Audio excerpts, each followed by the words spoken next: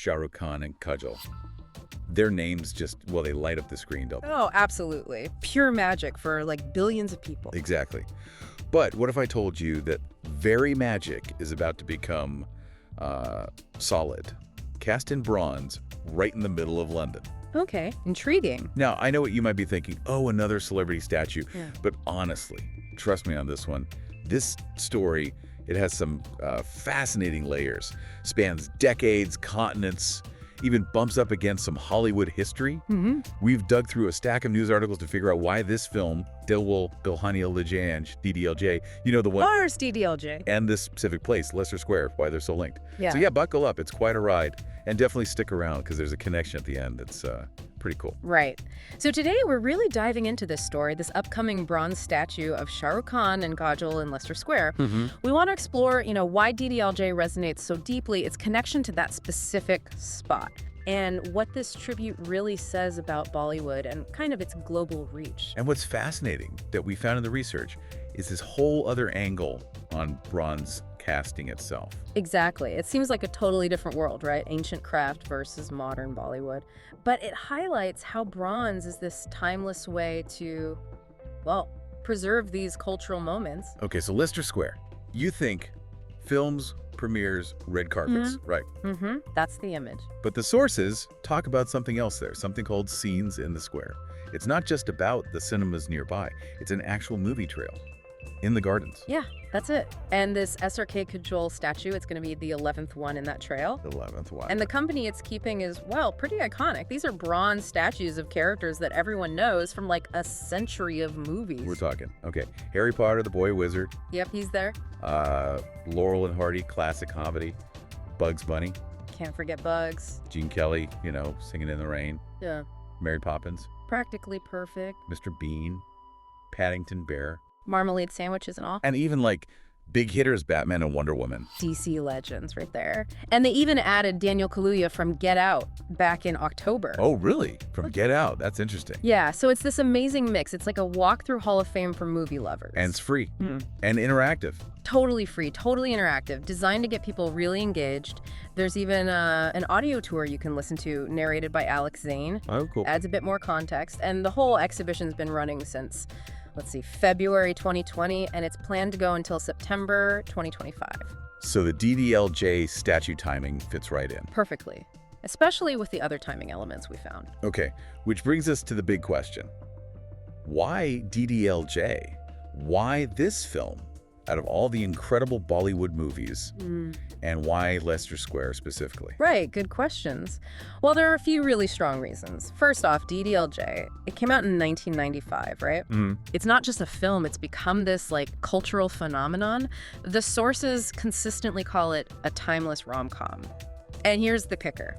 It's the longest running Hindi film ever. Longest running. How long are we talking? Get this. As of March 2025, so now, Yeah. it's still playing in a cinema in Mumbai. No way. Since 1995. Yep. Nearly 30 years of continuous screenings. Just think about that staying power. It's incredible. Wow.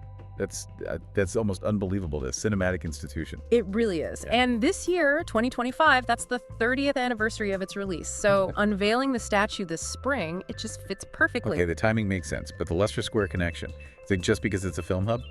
Well, partly, but there's more. There's actually a direct link in the film. Oh, tell me more. There's a scene early on, set right there in Leicester Square.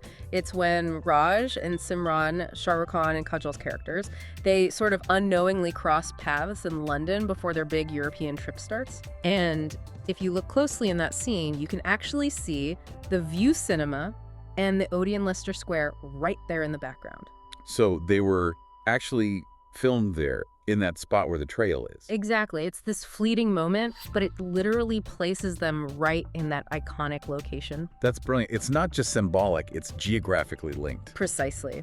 And to make it even more specific, the statue itself, it's going to be placed on the eastern terrace right outside the Odeon cinema. Referencing that exact moment. Directly referencing that near miss, that first encounter moment in the film. It's like bringing a piece of the movie's history right back to where it happened on screen. That's fantastic. Yeah.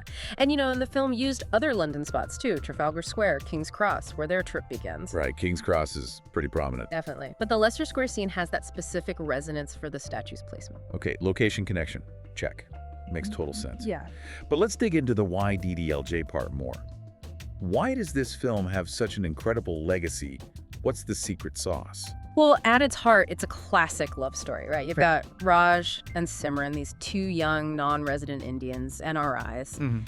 They meet, fall in love on this whirlwind European vacation.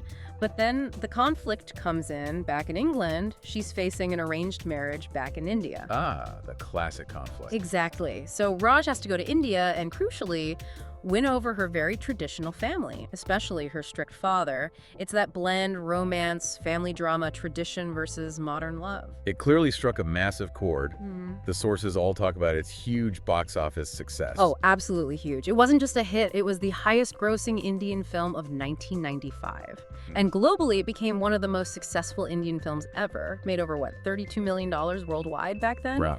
But it's way more than just money. The cultural impact is immense, especially, as the sources note, for the British South Asian community, which is, over 5 million strong now? Yeah, that's a huge diaspora. And for many, the film kind of mirrored their own lives, balancing heritage, family expectations with personal dreams and Western life.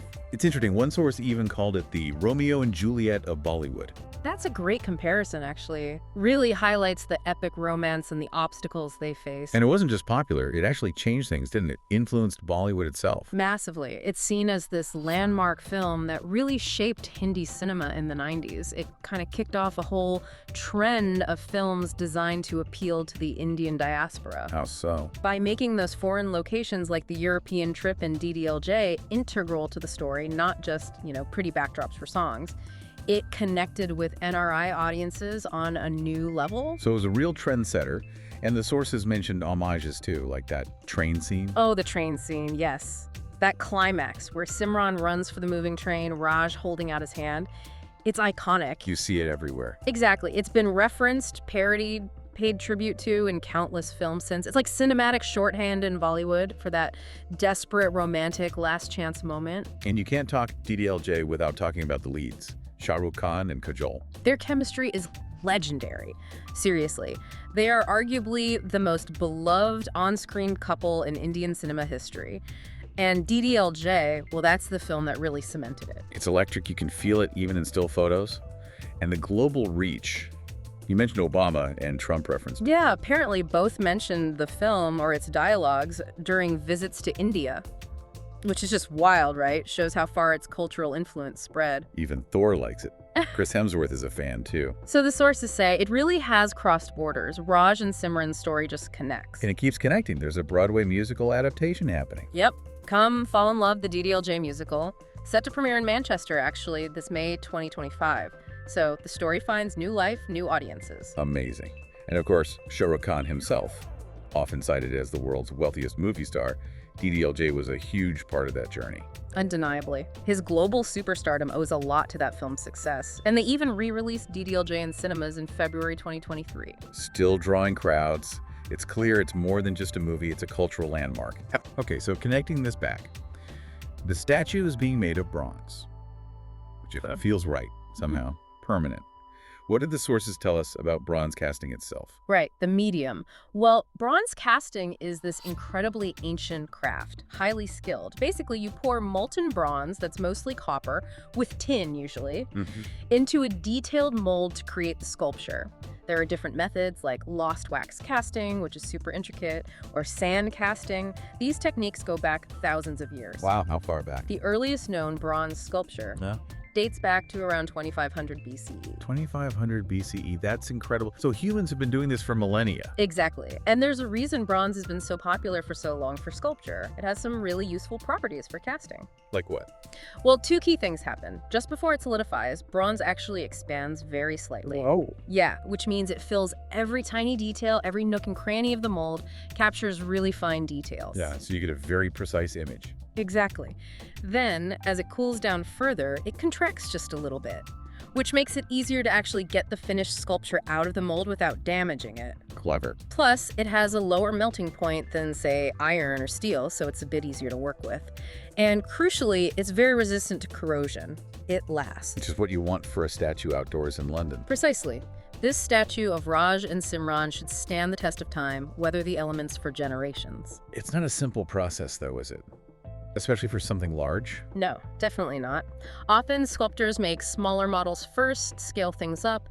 Sometimes large statues are cast in several sections and then carefully welded or joined together. Right. And then there's finishing.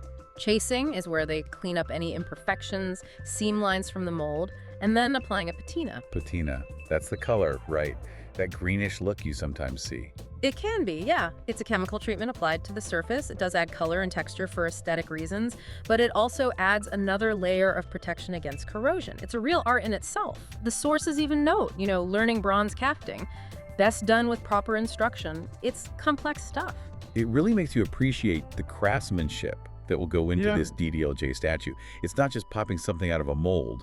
It's art meeting ancient technique. Absolutely. And when you think about it, it connects beautifully. Just like bronze casting preserves this artistic vision in a really durable, lasting form, this statue in Leicester Square becomes this lasting, tangible tribute to DDLJ, this cultural phenomenon, and to that enduring magic of Shah Rukh Khan and Kajol together. The choice of bronze just underscores the timelessness of the craft and the film's impact. It really does tie together perfectly. A timeless story still loved decades on, immortalized using a timeless art form, in a city that actually played a part in the film. It's a lovely convergence. It really is. It'll be more than just metal. It'll be a focal point, a reminder of great storytelling, especially significant for the British South Asian community, but really for movie lovers everywhere.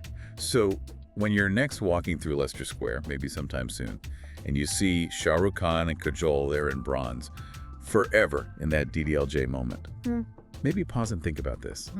What other modern cultural touchstones, maybe films, maybe music, maybe something else, what deserves this kind of permanent physical tribute? That's a great question. What stories, what pairings, what moments will future generations connect with? Like people still connect with Raj and Simran.